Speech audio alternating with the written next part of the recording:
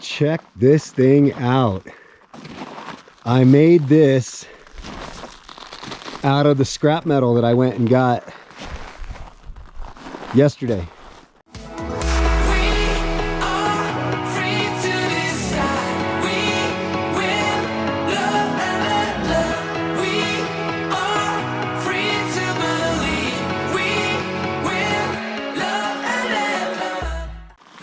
I'm going to call this Track Groomer / Road Groomer 2.0. So my original track groomer is only 3 feet wide, and this one is 5 feet.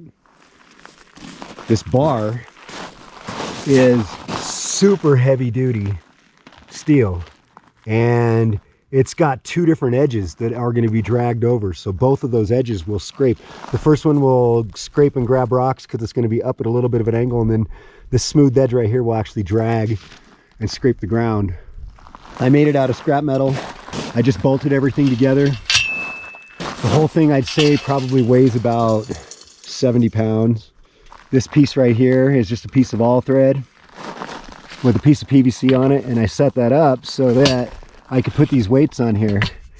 See, I can add 30 pounds to this thing, and this holds the weights on there nicely so they don't come off as it's going over rocks and bumps and stuff. And then I had an extra pin that I put through, and I've got it set up where a chain will pull evenly in 2 places on that pin. And then I've got a shackle that I can hook to the back of the razor, or I could potentially just slip this chain around a ball on the back of a truck and drag this down the road. I don't see any reason why this wouldn't make a huge improvement on even our roads that we have through here on the property. I think this is going to be the answer for grooming the track. I think this is going to put just the right amount of pressure. I mean, yes, I could make something much bigger, much heavier, but my razor won't pull it without burning up the belt. I mean, when you have a CVT, they're not really designed to pull and to tow. You know, they're designed to go. I'm super happy with the way this thing turned out. And, you know, once again, it was free, everything free, and that's my favorite. Reusing scrap. So all of that stuff was going to be thrown away. Believe it or not, that was actually going to go to the landfill. It wasn't even going to go to a scrapyard. I rescued all that metal from just rotting in the ground.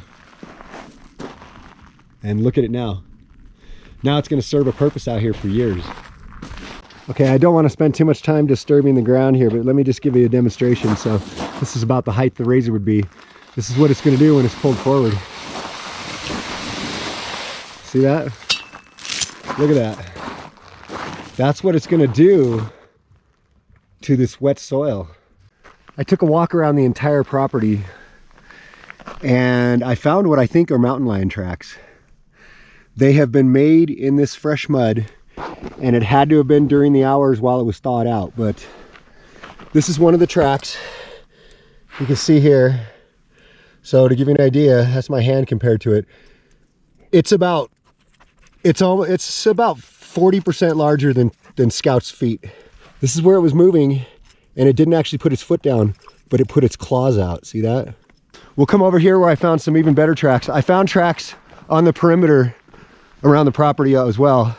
So this is one of the best tracks I found, and I put Scout's foot right next to it, and it's, I mean, you can see right there her foot was right next to it. It's quite a bit bigger. I mean, it's somewhere between, it's not as big as the mountain lion tracks I found last year.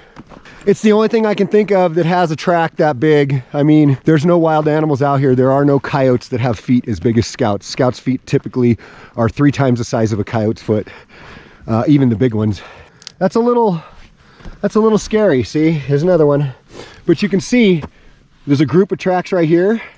That's probably because it was sitting down for a minute. It's only the second time I've ever seen mountain lion tracks out here on the property. So, you know, maybe it's time I start taking my morning walks with the firearm, just in case if me and Scout encounter one of them.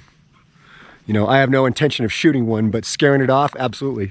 Yeah, it is gonna get crazy muddy out here today. That's why Scout's out here. I don't know what time it is. I'm guessing it's about 7:45 since the sun just came up.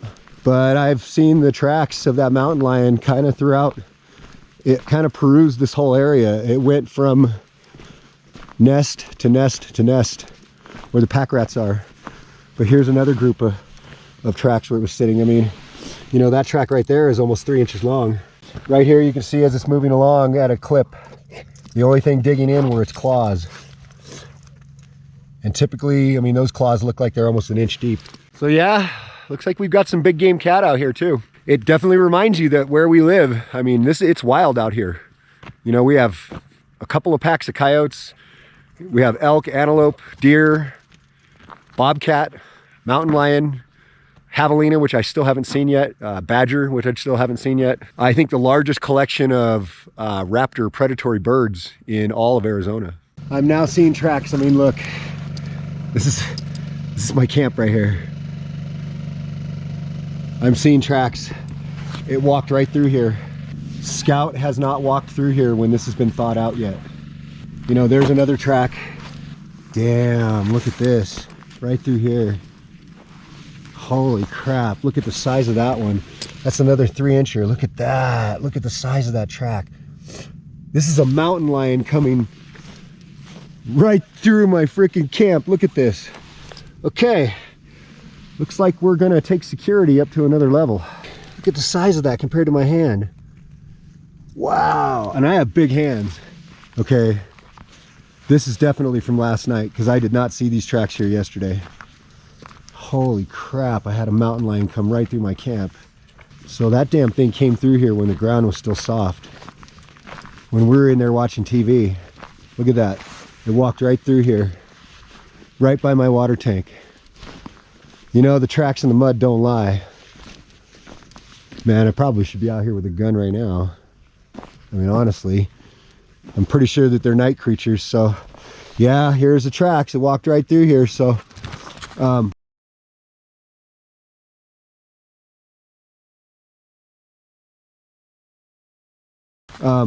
yeah, these tracks were not here yesterday. I just filled my water tank yesterday. Look at that, it walked right through here. There's another track, look at that. That is so much bigger than Scout's feet. Oh my gosh. Look at how deep the claws dug in right there. Oh my gosh. For it to have left these tracks, it had to have been sometime after dusk, between dusk and 7 o'clock or so when it froze. I mean, right at the time I could have been out taking homie out to go to the bathroom or something. I had a mountain lion walking right through my camp. Probably gonna keep a loaded shotgun by the door. You know, that's the kind of animal that waits in ambush and jumps out and eats you, you know, drops you to the ground and opens your throat up and kills you. You know, mountain lions kill humans, not just your pets. This is the clearest of those big cat tracks I found yet. So this is our outdoor composting toilet. And here are the tracks right there. I mean, look at this one. Look at that compared to my hand. It's 2/3 the size of my hand. You know, and if I wasn't paying such close attention to all this stuff, I wouldn't be able to say definitively when it came through. But I was out here yesterday and I know I looked at all this ground, there were no tracks. So, and like I said, the ground was frozen solid at 7:30 when we came out. So it had to have been done when the ground was still soft. So last night when I let Scout out at 7:30, she was quite sketched out. Sue took her out again at around 9:30. Said she went around the back side of the water tank and was just completely sketched out. She smelled something and it literally had her just scared and just walking in circles. And she obviously smelled that mountain lion. Definitely gonna have to let people know when they come back that this they are around. So we were just out walking around looking at some of the tracks and she smelled the mountain lion again, and she is sketched out right now. I've got her tied to the table in here, so, but she is sketched out. She's happy to be right here inside the container. Let's see. Yep, she's gonna go ahead and step back in. I've had a little bit of time to do some thinking about it, and one thing I know about them, I by no means am any kind of an expert on mountain lions or big game cats. I do know a little bit, and I was able to do a little bit of research, and I know they're very elusive animals, and a lot of times they're nocturnal, which makes sense because it definitely came out probably after dark. But they're elusive. They don't it doesn't make sense that one of them would come walk through my camp during the time of day or evening when I'm normally going to be outside with my dogs. I mean, this place, one, obviously does not look like the wild. It looks like a camp, there's no question. And there's a lot of smells outside here, which then tells me that that big cat came through here on purpose, which means it might have already been watching us for several nights. But the fact that it came through and it passed up 3 different spots where I had dead mice sitting there frozen. They were frozen fresh, that it could have grabbed and eaten. And it didn't touch them. It literally walked directly past them, which tells me that it's here for live food, which basically means, you know, my dogs.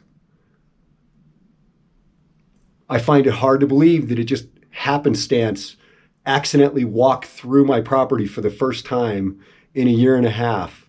That's a cat that's not very afraid. It might even be a little bit tame around people. I'm not sure. But that's alarming to me. If any of you out there have any experience with mountain lions in the same type of a situation, or have experience hunting them or dealing with their behaviors and their characteristics, maybe you could give me some pointers in the comments. I would love to know, because this is a new problem for me. This is a new situation. And it wouldn't matter if I had barbed wire fence up. This thing would get past it. I mean, honestly, these cats, it wouldn't matter if I had a 6-foot chain link fence around this whole 40 acres. If that cat wants on this property, it's a simple hop for him or her. So I need to come up with a strategy on this. Thanks for watching. Thanks for tuning in. I hope everybody out there has a blessed day. I hope you're taking some time for yourself to relax and reflect and appreciate all of the beauty that's out there in the world that we all forget about. And please, if you like this video, please like, share, and subscribe. And I will see you again soon.